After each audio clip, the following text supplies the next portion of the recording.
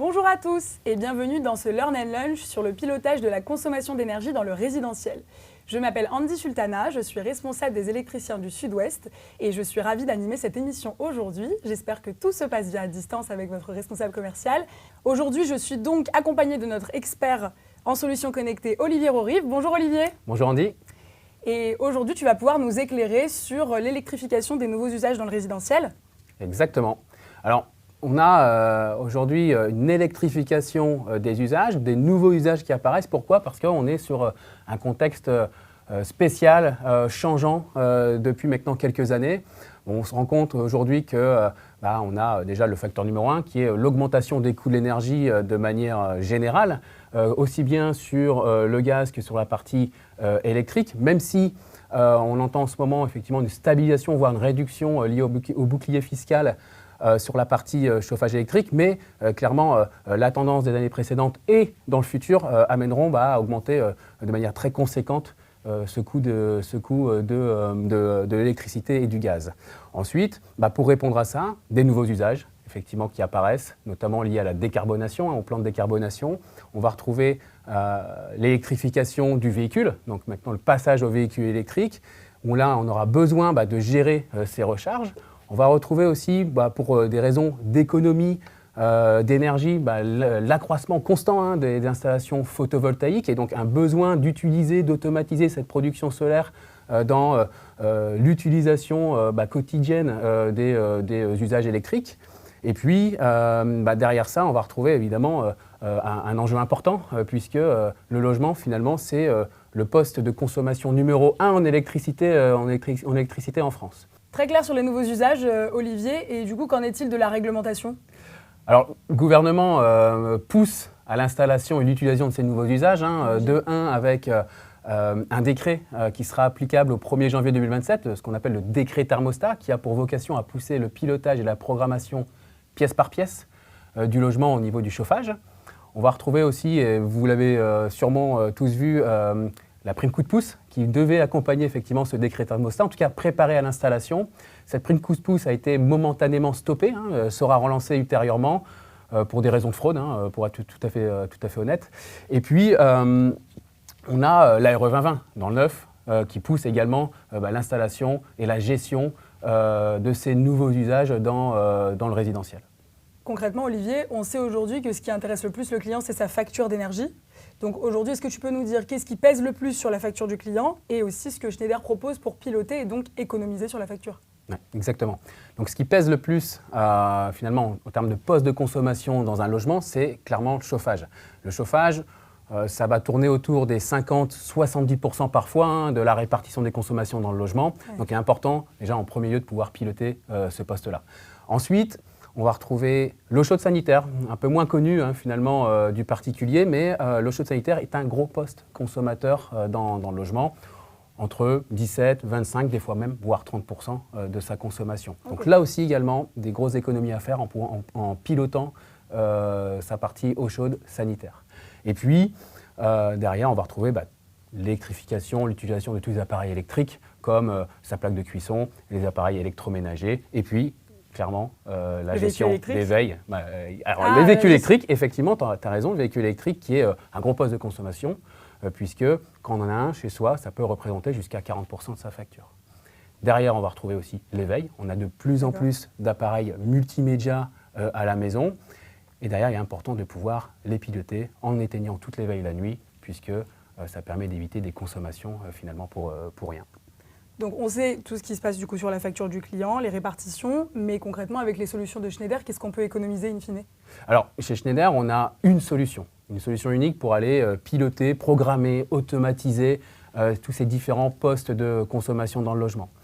Ça s'appelle Wiser Home. Cette solution est basée sur une application unique, donc disponible sur tous les smartphones, et d'autres produits qui vont permettre de piloter ces différents usages dans le logement, et donc de pouvoir les piloter de manière manuelle, mais surtout de pouvoir programmer, notamment programmer son chauffage, programmer la chauffe par exemple de son ballon d'eau chaude plutôt dans les heures creuses, voire pendant les heures de production solaire. On va pouvoir avec cette solution-là aussi automatiser le fonctionnement de son logement, notamment avec tout un tas de capteurs, notamment de détection de fenêtres, qui vont permettre à l'ouverture d'une fenêtre peut-être d'éteindre le chauffage automatiquement et donc d'éviter des consommations inutiles. Tout ça à distance? Tout ça à distance, Ouais. toujours via l'application, puisque la solution à raccorder chez soi sur Internet, donc ce qui nous permet quelque part de pouvoir effectivement de piloter, contrôler à distance. Contrôler également, puisqu'on va pouvoir visualiser aussi ses consommations, comprendre comment fonctionnent les consommations de son logement et donc de pouvoir agir derrière avec les moyens de pilotage que j'ai exprimés auparavant. Ok, très bien. Donc là, tu nous as présenté vraiment tout l'écosystème, à savoir que, bien sûr, on peut commencer par des cas d'usage simples et ensuite venir enrichir au fur et à mesure avec la solution Wiser. Et c'est ce qu'on va voir donc dans un instant avec la vidéo de notre électricien Antoine qui va présenter ce qu'on peut faire avec le ballon d'eau chaude. Bonjour, nous nous retrouvons aujourd'hui sur un chantier où Antoine Angelier, électricien à Revel, nous fait plaisir de nous accueillir. Salut Antoine, merci de ton accueil sur ce chantier. Qu'est-ce que tu peux nous raconter par rapport à cette maison et tout ce bien? Bonjour. Alors aujourd'hui, en effet, on est à Revel sur une maison qui est en rénovation depuis maintenant un peu plus d'un an. La particularité de ce logement, c'est que c'est un logement qui est scindé, on ne le voit pas comme ça, mais qui est scindé en deux parties. Une partie sera réservée à la propriétaire des locaux et une autre partie sera dédiée à la location de courte durée.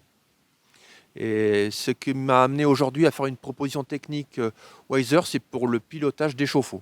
Des chauffe-eau, ça veut donc dire qu'il y a plusieurs ballons d'eau chaude pour la production d'eau chaude sanitaire. On peut aller voir comment ça se passe? Oui, bien sûr. Tu me suis? Je te suis. Voici nos deux chauffe-eau, un pour chaque logement j'imagine. Mais pourquoi Wiser? Dans quel objectif?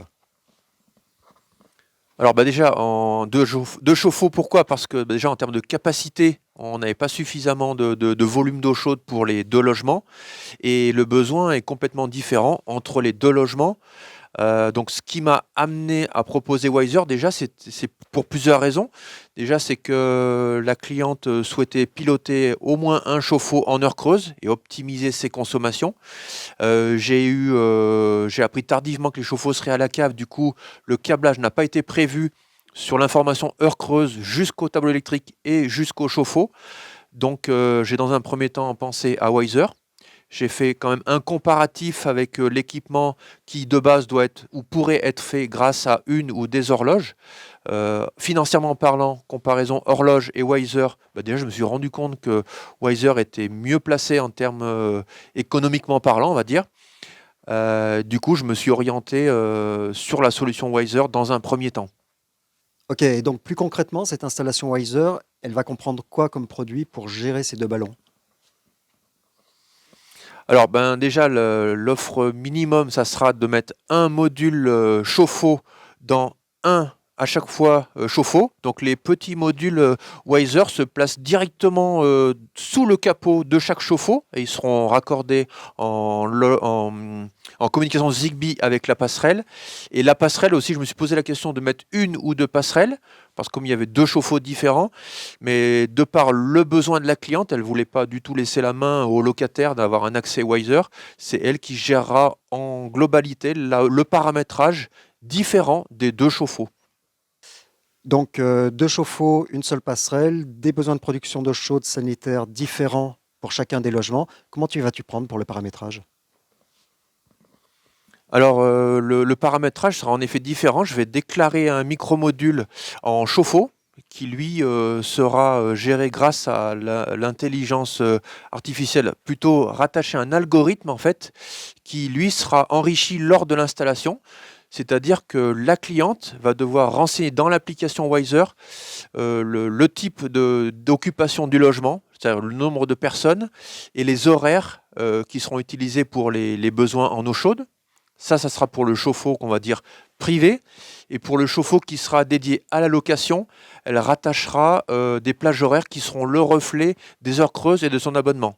Ce qui n'empêche pas, dans ce module gestion des heures creuses, de pouvoir faire au coup par coup un forçage de l'eau chaude avec une mise en route forcée sur l'application. Antoine, tu as cité deux points qui me posent question. Le premier, tu parles d'un algorithme où elle déclare son mode d'occupation de son logement, du logement occupé en permanence. Dans quel objectif? Ça sert à quoi? Et le deuxième point, tu as évoqué aussi du forçage. Pourquoi faire ce forçage? Alors, l'algorithme qui, lui, va enrichir Wiser, c'est-à-dire que la chauffe, les cycles de chauffe vont être optimisés par rapport aux renseignements qu'elle aura donnés à l'installation, c'est-à-dire que le chauffe-eau, lui, va être optimisé en termes de chauffe au plus proche de la réalité du besoin final de la cliente. Voilà, ça c'est pour l'optimisation algorithmique, on va dire. Et le deuxième point, on parle du forçage ponctuel. Le forçage, typiquement, si on prend l'exemple du locataire qui prend une location un petit peu en dernière minute, le chauffe-eau a peut-être été arrêté pendant 2 semaines. Le locataire arrivant peut-être le soir vers 18 h, en rentrant du ski, il va demander peut-être à faire 3-4 douches. Le cycle de chauffe-eau est censé démarrer la nuit, donc le chauffe-eau est froid. Et dans ce cas-là, elle fera un forçage qu'elle lancera peut-être en milieu d'après-midi. Cycle de chauffe étant 2h30, 3h, les locataires arriveront à 18 h avec de l'eau chaude dans la douche. Ok, compris l'intérêt du mode forçage et de l'algorithme. Maintenant, sur le paramétrage, je vois que ce chantier, il est encore en cours. J'imagine que la box de la cliente n'est pas installée. Tu vas devoir revenir dans un deuxième temps pour faire tout le paramétrage. Alors non, un autre avantage de Wiser, parce qu'en effet, là, j'ai pas encore mis en place le système. Et en plus, la box est prévue uniquement dans 2 mois si tout se passe bien avec l'installation. Donc moi, j'installe Wiser la semaine prochaine, mais je pourrais déjà faire fonctionner Wiser en local grâce au mode installateur. Je vais pouvoir me connecter directement en Wi-Fi local sur la passerelle pour déjà venir enrichir les plages horaires et les modes de fonctionnement du chauffe-eau. Bon, un chantier donc bien avancé. Tu vas bientôt pouvoir remettre les clés à la cliente et puis passer à un autre sujet. C'est fini pour toi? Non, pas tout à fait. Enfin, j'espère pas. Il y aura encore peut-être d'autres équipements, mais je vais peut-être te montrer l'équipement dans la maison. Allons-y. Allez. Voilà Gilles, donc là on est dans la partie salon du logement en location courte durée. Et je te montre, voilà, la solution de chauffe qui a été retenue, c'est les radiateurs électriques. Donc dans mon idée, je vais lui proposer rapidement le fait d'étendre l'installation Wiser sur le pilotage des radiateurs. Surtout pour la partie location, ça sera intéressant au niveau budget et flexibilité pour les locataires. Effectivement, gros coup pour le chauffage ici. Et d'autres développements encore prévus, puisque tu proposes ça. Je sais que Wiser peut faire plein d'autres fonctionnalités, d'autres besoins qui pourraient venir dans l'avenir. Alors oui, en effet, dans le respect des budgets en fait et au niveau timing du chantier, les radiateurs seront peut-être adoptés. Mais il est aussi prévu, peut-être au printemps prochain, l'installation des panneaux solaires sur le toit. Et donc là, Wiser est complètement adapté. Parce que dans l'idée, après, à terme, et le chauffage et le chauffe-eau sera adapté en termes de cycle de chauffe sur l'autoproduction électrique du logement. Ok, donc plusieurs fonctionnalités qui viennent s'ajouter, s'empiler les unes sur les autres. Ça ne va pas amener de la complexité pour la cliente pour gérer tout son système? Non, pas du tout. En fait, l'avantage avec Wiser, c'est qu'elle aura tous ses périphériques électriques et le chauffage et les chauffe-eau pilotés sur une seule et même application, donc ça sera au plus simple. Ok, clair. Merci beaucoup Antoine. Un chouette chantier et plein de développements possibles à l'avenir.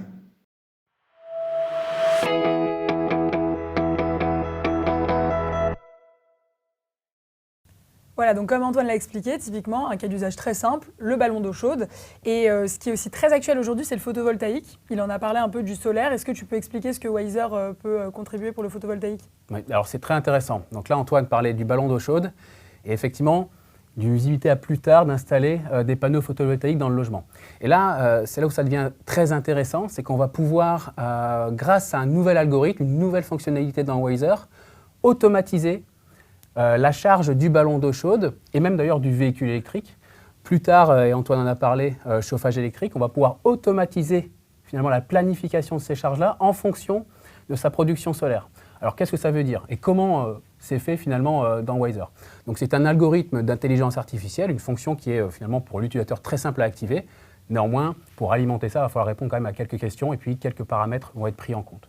Ces paramètres, c'est quoi? Oui. C'est on va pouvoir renseigner dans Wiser son contrat d'électricité, Okay. heure pleine, heure creuse, la tarification, l'éventuel contrat de revente, par exemple, de production solaire ou autre.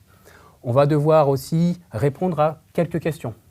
Simples questions pour comprendre et aller chercher surtout à comprendre Que Wiser s'adapte en fait en fonction que Wiser du s'adapte et profil. surtout du profil, exactement, du profil de l'utilisateur, c'est-à-dire à quelle heure je vais avoir besoin de mon véhicule électrique. C'est différencier entre la semaine et le week-end.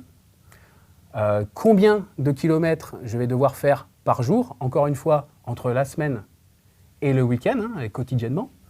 Et puis, pour la partie ballon d'eau chaude, combien de douches on prend le matin dans le logement, combien de douches on prend le soir dans le logement.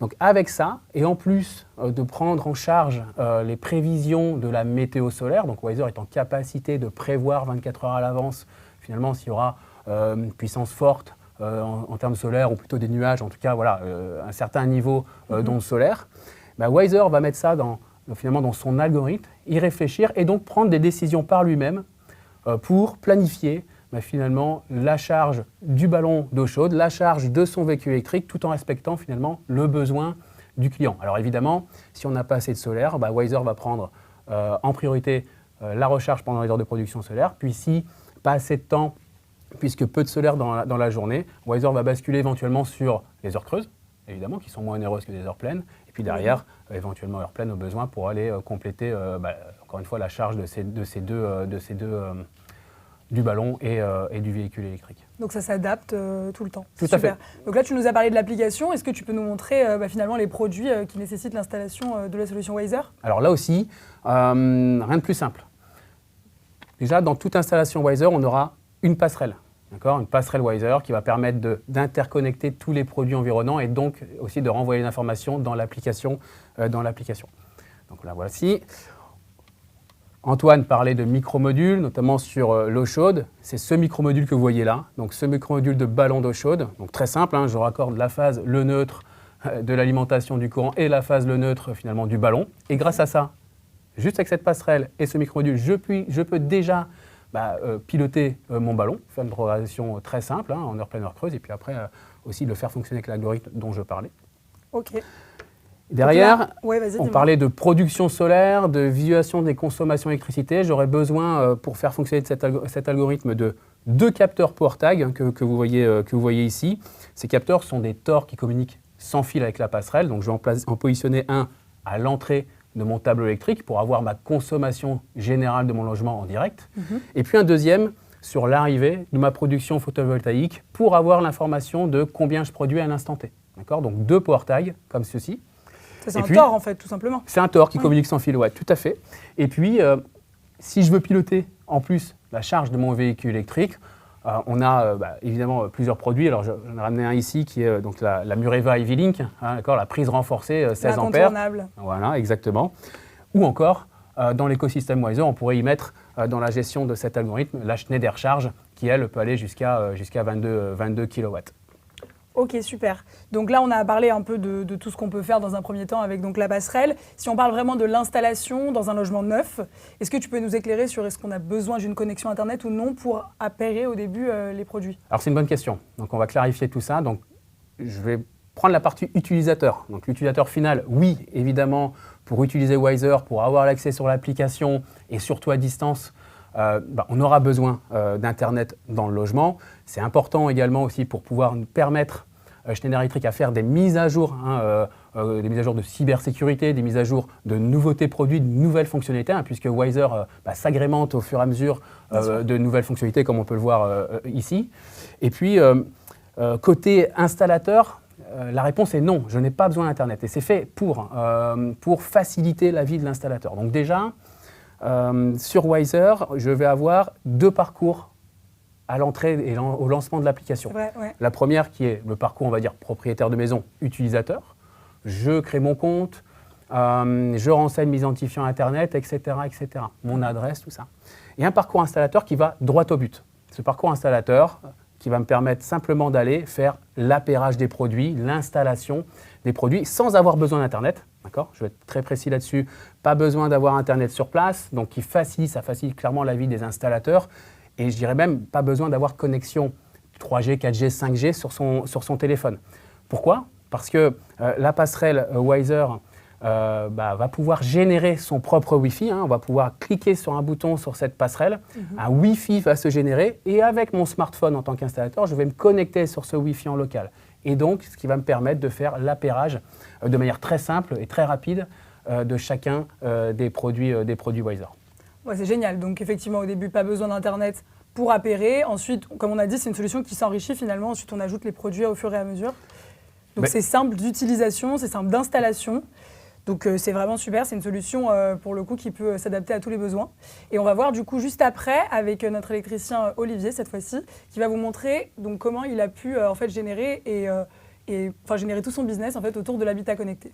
Bonjour Olivier, heureux de t'accueillir sur notre site Schneider à Grenoble. Avec plaisir. Je sais que tu as été amené à développer ton activité, complément d'activité dans le connecté, ton métier d'électricien.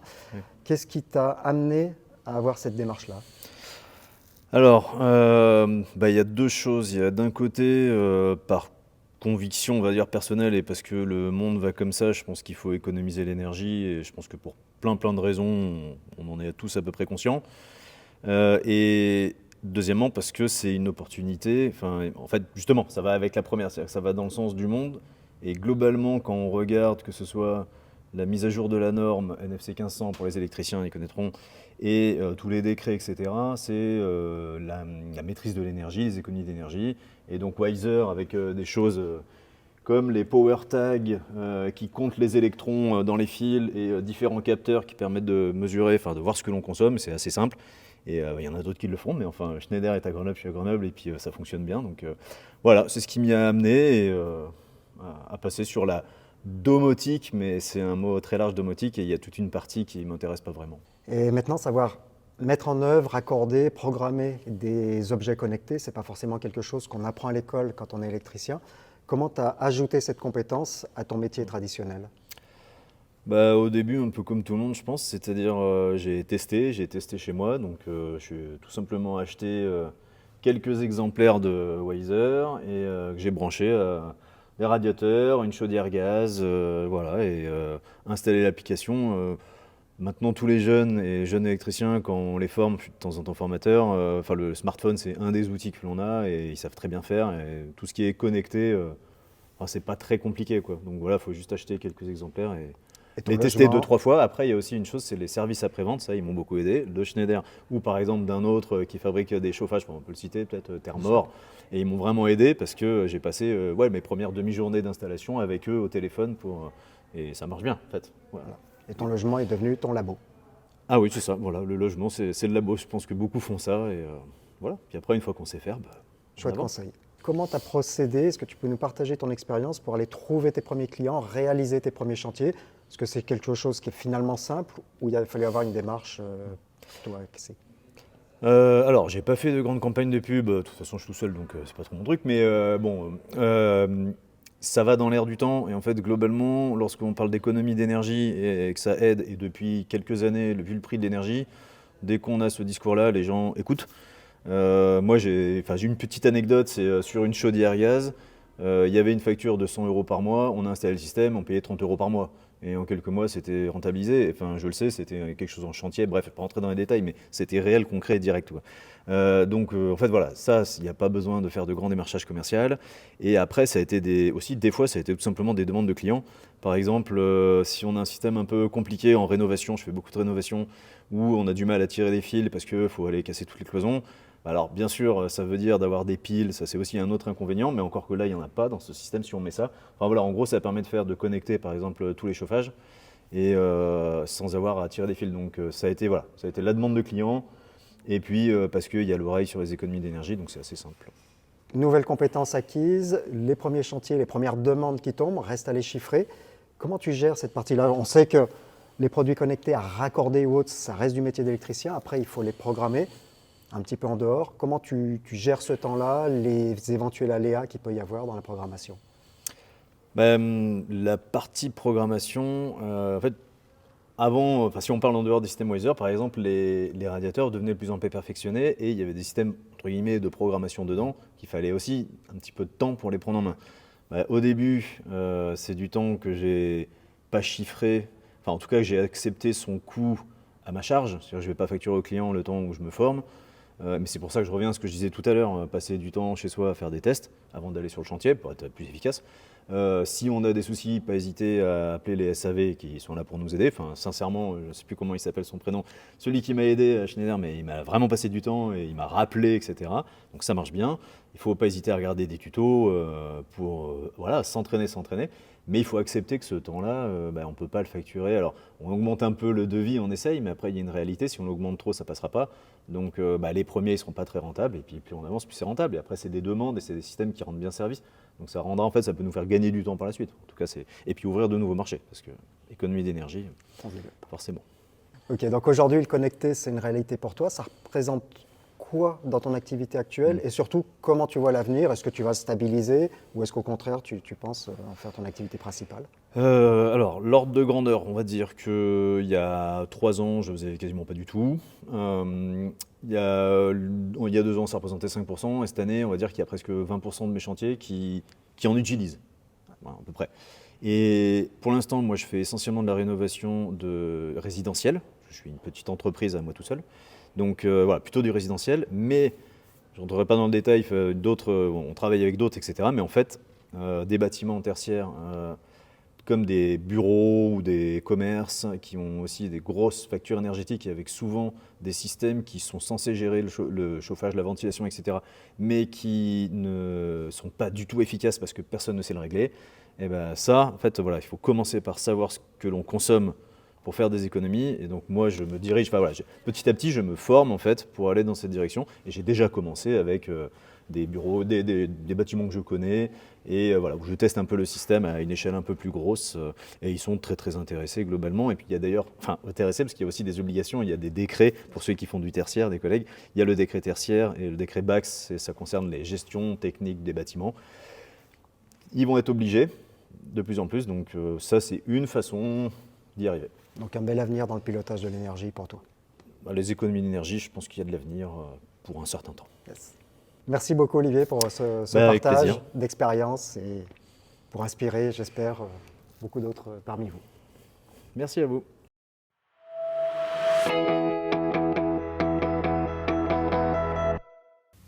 Là, tu vois, on dit pour cet électricien, le connecté, c'est un vrai vecteur de business. T'as raison Olivier, et pour le coup, pour beaucoup de mes clients, en fait, c'est un vrai vecteur de business, et pour d'autres, j'en vois encore qui sont un peu réticents. J'aimerais aujourd'hui que tu les rassures et que tu leur dises que c'est une solution fiable d'installation et aussi facile d'utilisation. Non mais clairement, on l'a vu aujourd'hui avec le mode dédié installateur qui permet d'aller droit au but dans l'installation, le fait de ne pas avoir besoin de connectivité extérieure qui peuvent quand même complexifier finalement et notamment perdre du temps dans l'installation.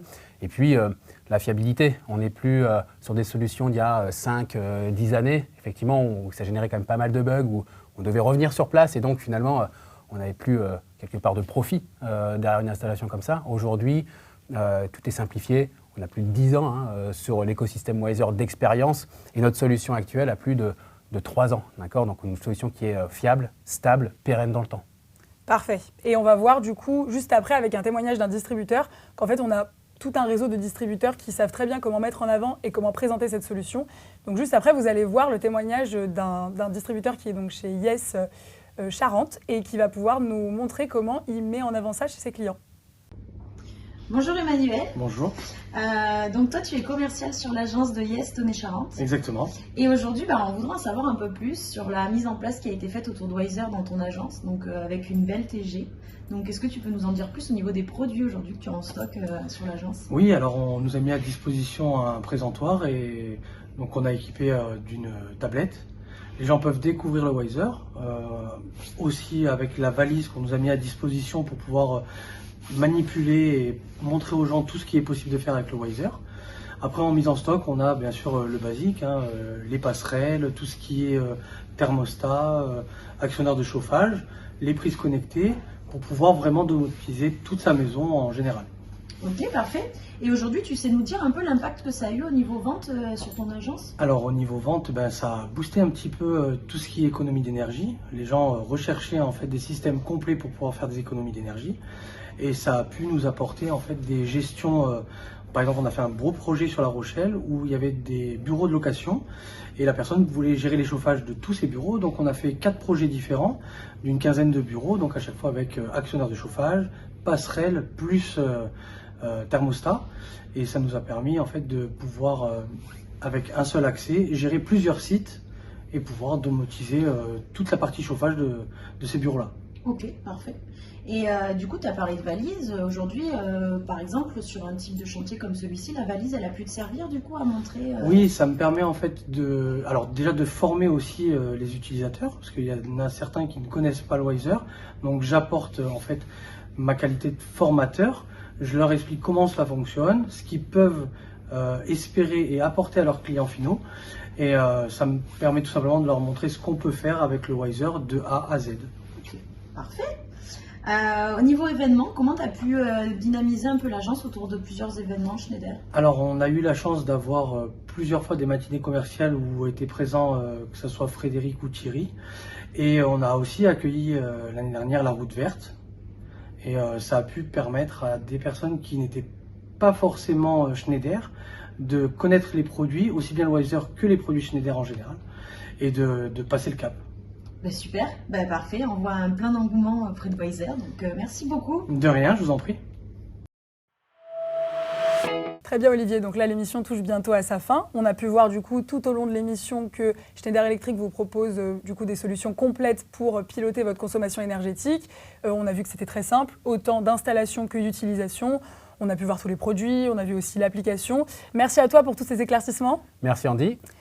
Et bien sûr, comme d'habitude, on a beaucoup d'outils en fait pour vous accompagner. On a d'abord tout ce qui est donc catalogue, le catalogue complet et la brochure simplifiée.